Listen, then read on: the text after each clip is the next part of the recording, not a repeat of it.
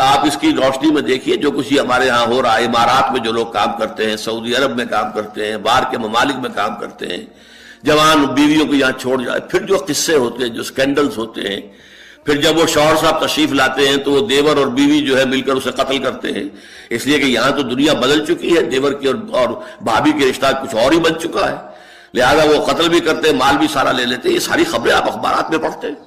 یہ کیوں ہے؟ فطرت کے خلاف ایک طرز عمل آپ اختیار کر رہے ہیں۔ یا تو اپنی فیملیز کو ساتھ لے کر جائیے، یا یہ ہے کہ پھر یہ وقفہ کا جو ہے معاملہ زیادہ، میں سمجھتا ہوں اس حدیث کے بعد جو حضرت عمر کا فیصلہ تھا 4 مہینے کا، اس سے زائد جو ہے باہر سٹے کرنا، اپنے گھر نہ آنا، ایک اعتبار سے گناہ کے درجے کی بات ہو جائے گی۔ علیکم بسنتی و سنت الخلفاء الراشدین المہدیین، تمہارے ذمے ہے میری سنت بھی اور خلفاء راشدین جو ہے میری ان کی سنت بھی۔ انسانی تمدن کا اہم ترین اور بنیادی ترین مسئلہ کیا ہے؟ تمدن کا ایک ہے انسانی زندگی کا مسئلہ۔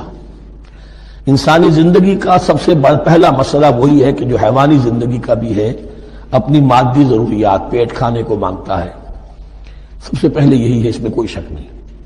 لیکن اس کے بعد جب دو انسان ملتے ہیں اور اس سے تمدن شروع ہوتا ہے، اس کا سب سے بڑا مسئلہ ہے انسان کی شہوت۔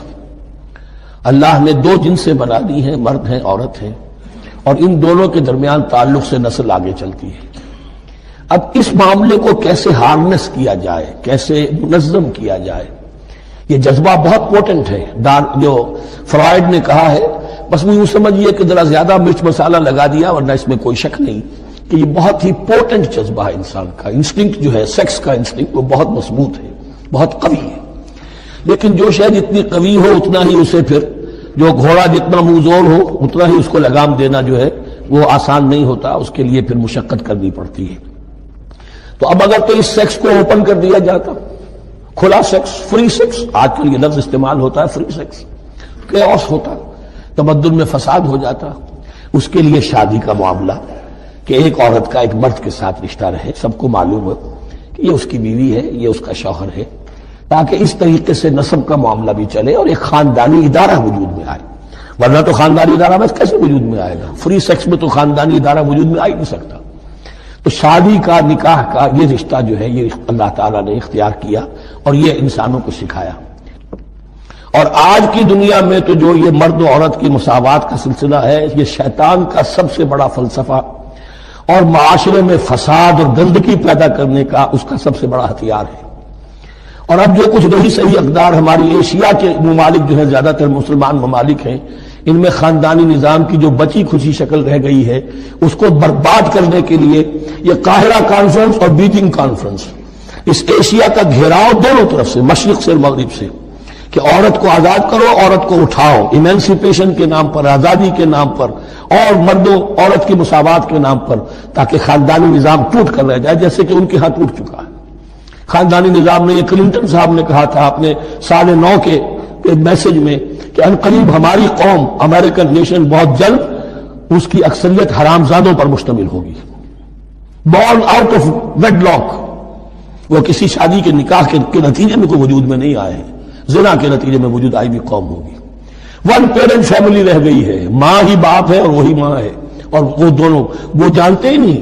اب وہاں بڑی ایک مہم اٹھ رہی ہے کہ ہر انسان کا حق ہے جو اسے معلوم ہو کہ میرا باپ کون ہے۔ وہاں تو بہت سے لوگ پتہ ہی باپ کون ہے میرا، کیا پتہ۔ یہ تباہی ہے جو اس معاشرے پر آ چکی ہے، اور ہمارے ہاں بھی لوگ اسی معاشرے کی نقالی پر چل کریں۔ وَيَسْأَلُونَكَ عَنِ الْمَحِيضِ، اور وہ عورتوں کے ایام ماہواری کے بارے میں آپ سے سوال کر رہے ہیں۔ قُلْ هُوَ أَذًى، کہہ دیجئے وہ ایک ناپاکی بھی ہے اور ایک تکلیف کا مسئلہ بھی ہے۔ فَاعْتَزِلُوا النِّسَاءَ فِي الْمَحِيضِ، تو حیض کی حالت میں اگر تمہاری بیویاں ہوں تو ان سے علیحدہ رہو، مقاربت نہ کرو۔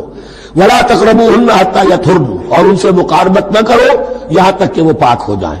فَإِذَا تَطَهَّرْنَ، اور جب وہ خوب پاک ہو جائیں، فَأْتُوهُنَّ مِنْ حَيْثُ أَمَرَكُمُ اللَّهُ، تو اب ان کی طرف جاؤ، جو بھی تمہیں تعلق قائم کرنا ہے کرو، جہاں سے کہ تمہارے رب نے تمہیں حکم دیا، اللہ نے حکم دیا ہے۔ یہ اللہ کا حکم کیا ہے؟ یہ ہے امر طبیعی، ہر انسان جانتا ہے، ہر حیوان کو معلوم ہے، وہ طبیعی شے ہے۔ لیکن یہ کہ اب عورتوں کے ساتھ بھی اگر انسان جو ہے وہ لواطت کا فعل شروع کر دے، قوم عمل لوط، تو ظاہر بات ہے کہ عمل قوم لوط تو وہ چیز جو ہے غلط ہے، وہ حرام ہے۔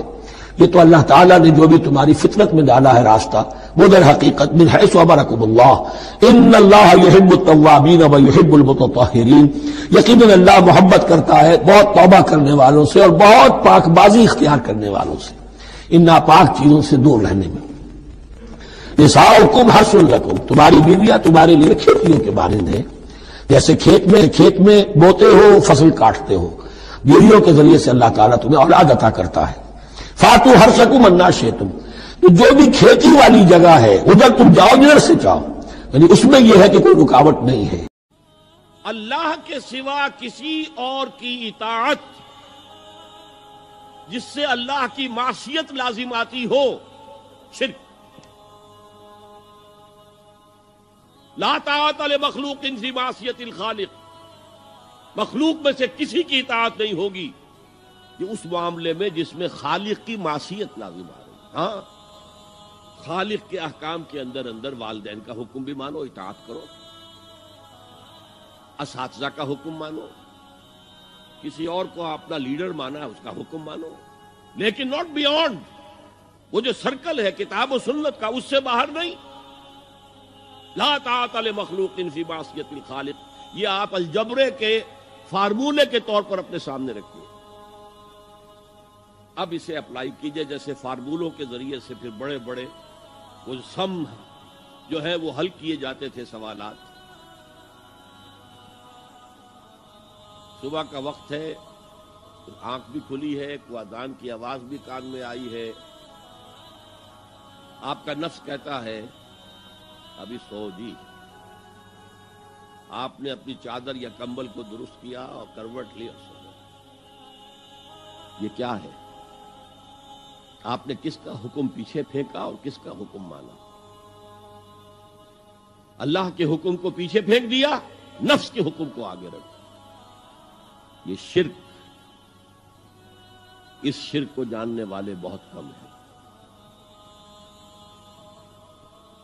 مولانا روم نے خوب کہا تھا، نفس ماں ہم کم ترس فرعون نیست لیکن ایراعون نیست، میرا نفس بھی فرعون سے کم نہیں ہے۔ فرعون نے کہا تھا نا الیس لی ملک مصر وہذہ الانہار تجری من تحتی، کیا اس ملک مصر کی حکومت میری نہیں ہے؟ اور سارا جو یہ آب پاشی کا نظام ہے، انہار کا نظام ہے، وہ میرے کنٹرول میں نہیں ہے؟ جس کا چاہوں موگا کھلا رکھوں، جس کا چاہوں بند کر دوں۔